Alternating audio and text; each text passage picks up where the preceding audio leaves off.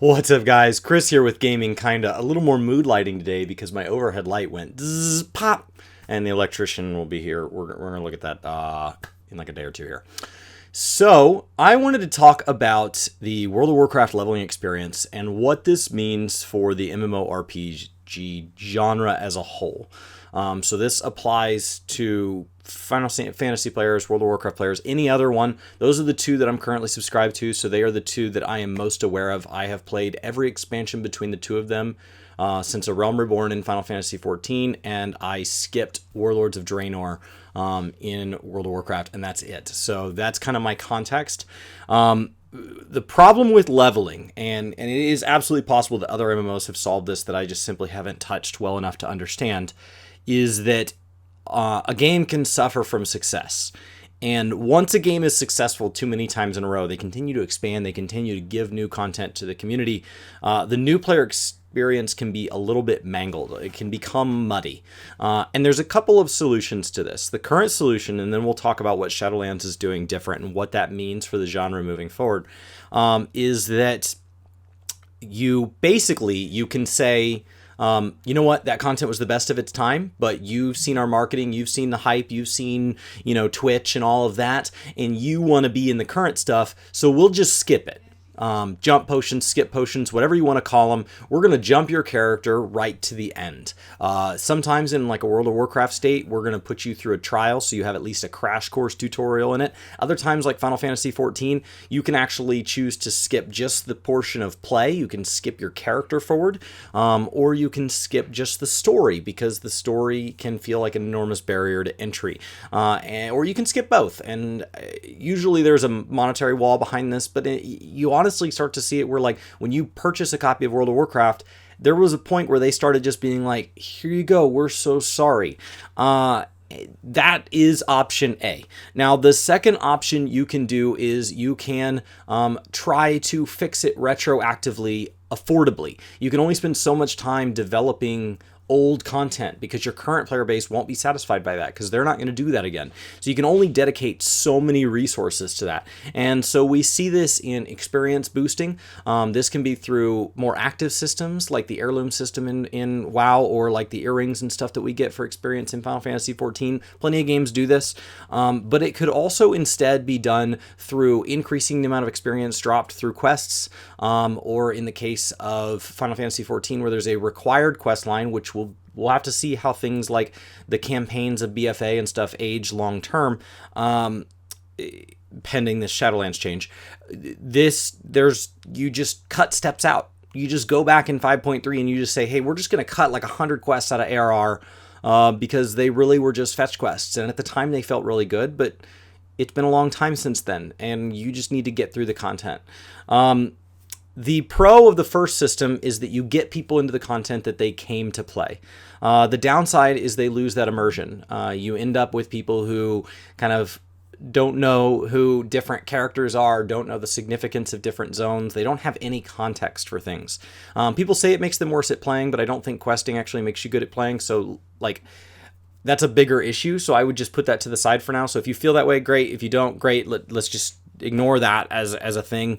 But the pro of the secondary solution is that you do keep that immersion. But the con is that they come in, and many times they have dozens or even hundreds of hours of content to get through before they get to the stuff where the rest of us are.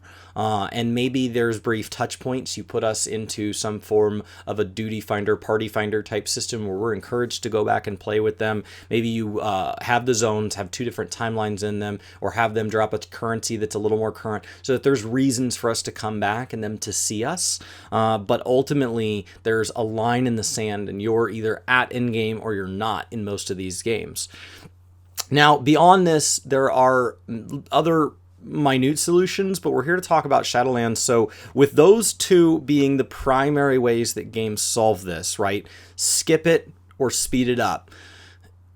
That is neither of those are a good solution. Both of those have huge cons in trade for slight pros, and they are just the best of what's been available. So for anybody that's not familiar with what the Shadowlands change is that just rolled out with prepatch 9.0.1, as we go into Shadowlands, there is a major change to what we've done here. We now have a starting zone. This zone is going to live in its own world. Exiles reach, it's an island. And so there's the story told on this island, and this island is kind of a greatest hits album. So you're going to see most of the iconic little monsters that you need to kill. You're going to get dragged through a storyline that says, you know, really short and brief, but told through the lens of how many of World of Warcraft stories are told. Here's a series of quests. Oh my gosh, something has happened. That thing happened. We should go find out. Oh my gosh, it turns out there's somebody bad behind it. We should kill them. Oh my gosh, it turns out they were answering to something even badder. We should kill that. Wow, it's cool. That drops loot. Next adventure. So like that's the story arc of most World of Warcraft stuff in a nutshell, and many MMORPGs, and we're going to just drag you through that. And when you get to the portion that would normally put you in instant content, party content, we're going to basically put you in with NPCs. So you can queue in a group of anywhere between 1 and 5. The wait time for it is instant. You queue, it goes, cool. Anybody not available?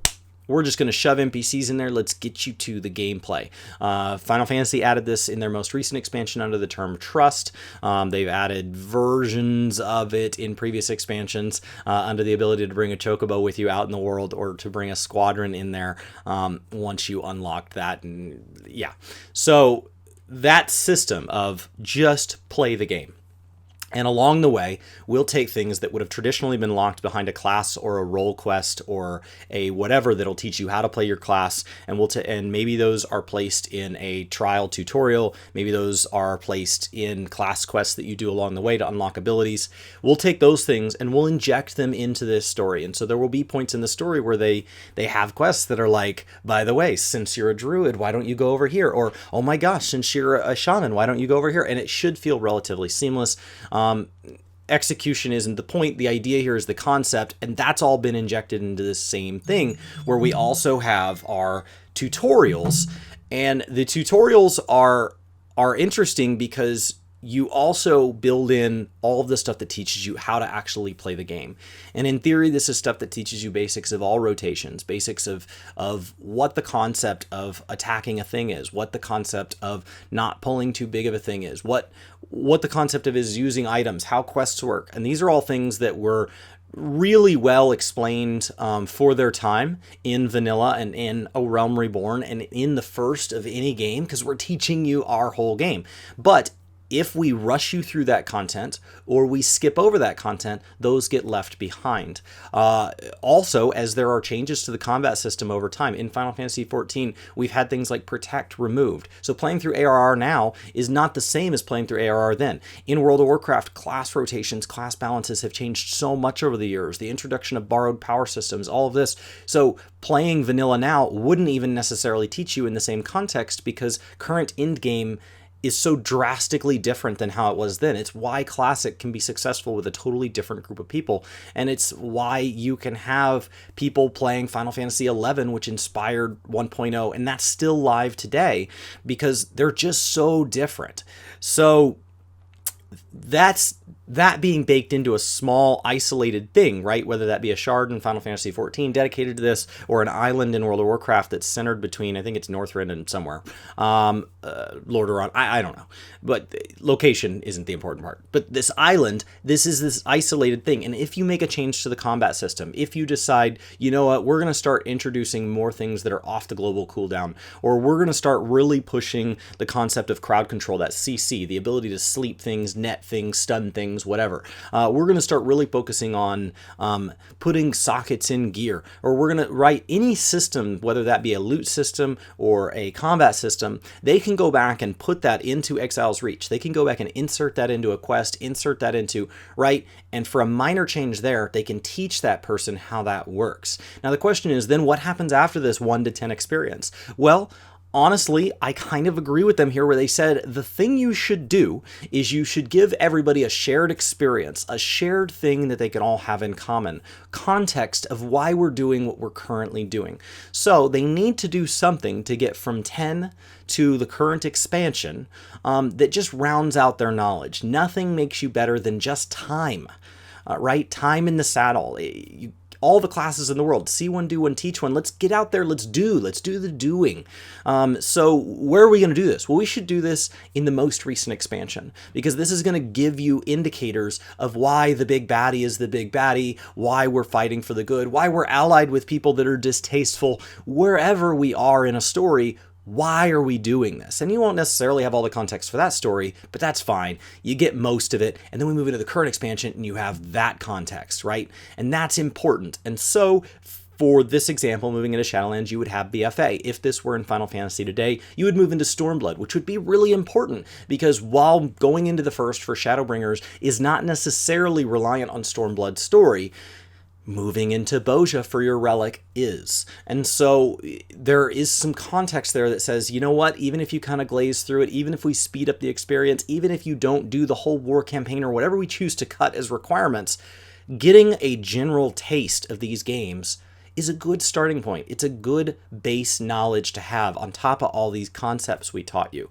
And it's the most close to the current combat system, right? Because they change as iterations. And so while if you compare ARR Black Mage to Shadowbringers Black Mage, they're drastically different. If you play it throughout, there are these paradigm shifts, and they stack on top of each other, and you get a feel for what direction they want that class to go. So the most important thing we can do is get you in at an introduction, get you in at the most recent step, and then release you into the current expansion. This also allows them, if they so choose, to make the current expansion longer, because one of the problems with current expansions in any game, whether we're planning to release 6.0, 10.0, 30.0, is that you have to think about how it will age. We've gotten to a point now where we're not just developing a game and assuming it'll die. We're developing a game and believing that there is a chance that content will be around a decade from now. And so you don't want to put too much into it, because, oh my gosh, what's it going to be like when this 20, 30, 40, 50-hour grind today is a requirement later? Well, now it's not. Under this Shadowlands change, you could make Shadowlands content, whether that be the main story that we get upon launch when the game releases, or any of the expansion stories, you can make them as long as you want. You can introduce as much as you feel is fair. And so while there are reasons not to put a 1,000-hour story at the beginning, the restriction is no longer how it will age at all. The restriction is entirely based in what is fun now, what is fun today. And then what it'll be like 5 years from now doesn't really matter, because a person is only ever going to have to do the beginning 1 to 10, the previous expansion, and the current expansion. So it's not going to be, this is layer 10 of 12 or whatever. It's like, you're no longer stacking eternally. You're always looking at 2 expansions and the intro. And the intro it took me like 30 minutes with heirlooms. I had a buddy just go through it yesterday without heirlooms, said he took it about an hour, but he plays MMOs. So I assume that could easily jump to like that hour and a half, 2 hours for somebody who's never played a game. But that's very reasonable. And then you go through the previous expansion in probably an accelerated format, because you're not going to touch all the side content. Then you get into Shadowlands. That's suddenly much more doable than like Final Fantasy XIV, where I'm like, Shadowbringers is objectively one of the best MMO expansions I have ever played. You should come join me. Why don't you just hop in, do 90 million hours alone, and then I'll meet you on the other end? Like, that is not a fair request of a new player. It's simply not.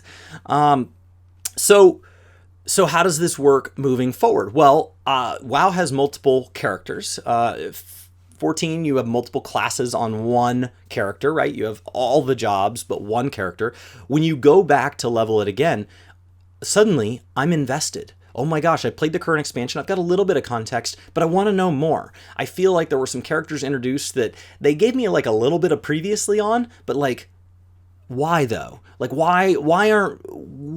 are their motivations? How did they get here? Okay, well, that's how systems like Final Fantasy XIV's New Game Plus and Chromie Time in this new WoW system move you forward. When you go to level an alternate character class, whatever, when you go to spend more time leveling in the leveling portion of the game, that single player, mostly single player action RPG style content that gets us to the MMO endgame, then you have a chance. You go back through that first 1 to 10 area, because now you're on a new class. You need to learn how that one works. And then after that, you get to pick an expansion. You pick whatever one you want. You pick anything your heart desires. And so you ask somebody, imagine in in Final Fantasy XIV, in Shadowbringers, we have a character that has a significant piece of raid-style content and anything surrounding that lore that is involved in that story. And there's a big reveal. And if you don't know who they are, the music goes da-da-da-da, and you go, okay, it's just a person. But for anybody that's immersed, it's like, oh my gosh, I thought I knew it. That's so exciting. For that big reveal, I didn't get the big ta-da-da-da in the moment, but like I want to go back and I want to experience that person. So the community says, oh my gosh, this is the expansion you're missing. This is the chapter that, yeah, you got a little bit of a tidbit, enough to move forward, enough to enjoy yourself, enough to feel attached to the expansion, and enough to enjoy the expansion, and nobody can take that away from you.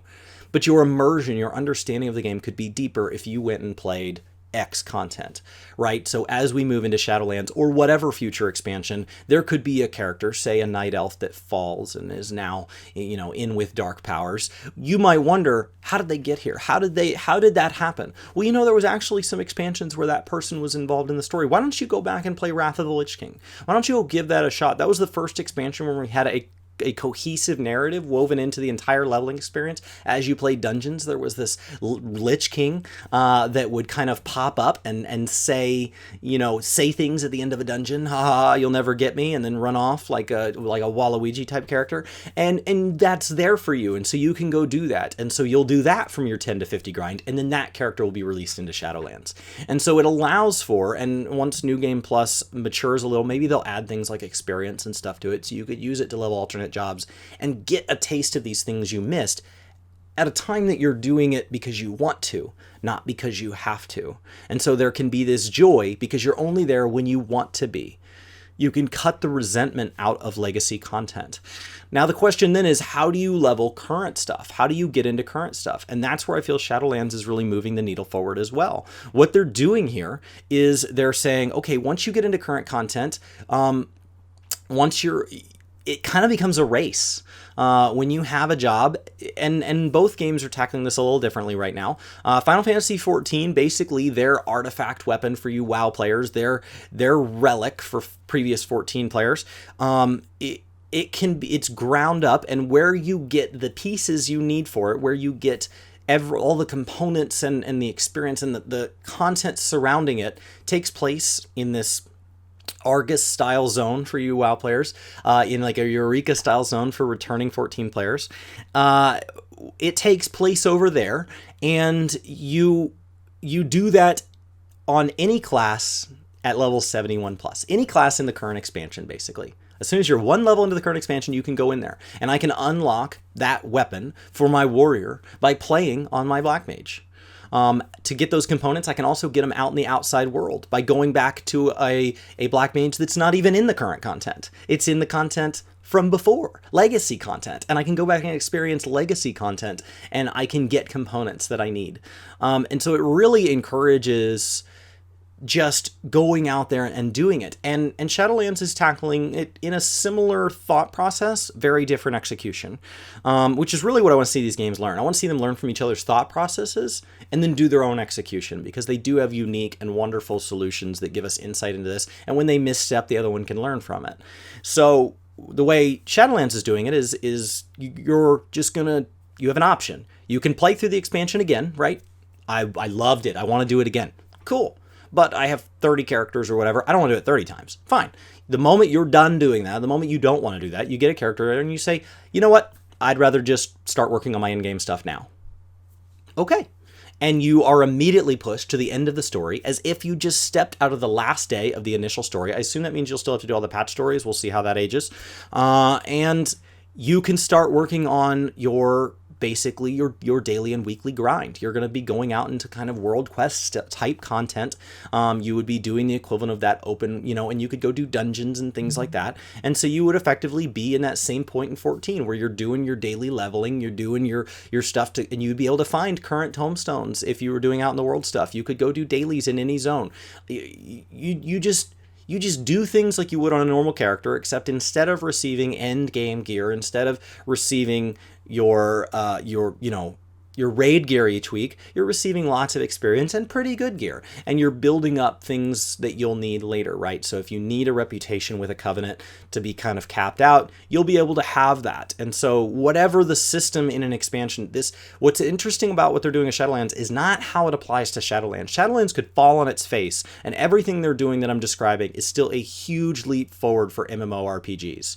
So I think that's the exciting thing here. I just wanted to kind of explain that, and I know this video is running a little bit longer than my previous ones, but that's what they're doing moving forward. That's why Shadowlands, even if it fails, right? Cataclysm content was not all players' favorite content, but Cataclysm did some things on the back end of World of Warcraft that gave us the power to do things that we still need and require to play the way we play today. And so when we have these core systems behind, even if the superficial system, even if the current tier game system fails, even if conduits are an utter failure, even if the current raid tiers are actively not fun and M+ is just shut off for an entire expansion, we still get this, and we get to carry this forward. This is an amazing gift, and this is something that is going to possibly set the groundwork and the seed for how an MMO can age more gracefully, how we can choose to keep something fair to new players, but introduce old players, how we can take a old player and say, why don't you try out another job or class? It doesn't need to be that painful. We don't need to just give it to you for free, but we don't need to just drag you through the mud for the sake of it as well. I'm really excited about this. I think that it is absolutely a game changer. I think that it has gone live right now. So we haven't touched the pre-patch event. We haven't touched the game itself. And I think that one of the single largest, most positive things to come out of Shadowlands is live right now. You can go do it. And it is true that out in the world, certain zones may not be balanced yet, and certain things, because it does a lot of weird things, which is a whole nother conversation. It breaks a ton of stuff with crafting. It's a massive change. It fragments all sorts of things. So will they need to tune it better? Probably. Will they need to balance drops and twinks and the way speedrunners do it, the way gold makers interact, and the way craft? Yes, all of that will have to be adjusted, because that was all built on the back of this old static system. And now we have something much more dynamic. But as soon as we get those kinks worked out, however long that takes, we have something that is truly beautiful inside. And I hope this gets you guys excited about MMORPGs, which are sometimes called a dying genre, that this is the sort of thing that keeps them alive, innovating, and moving forward.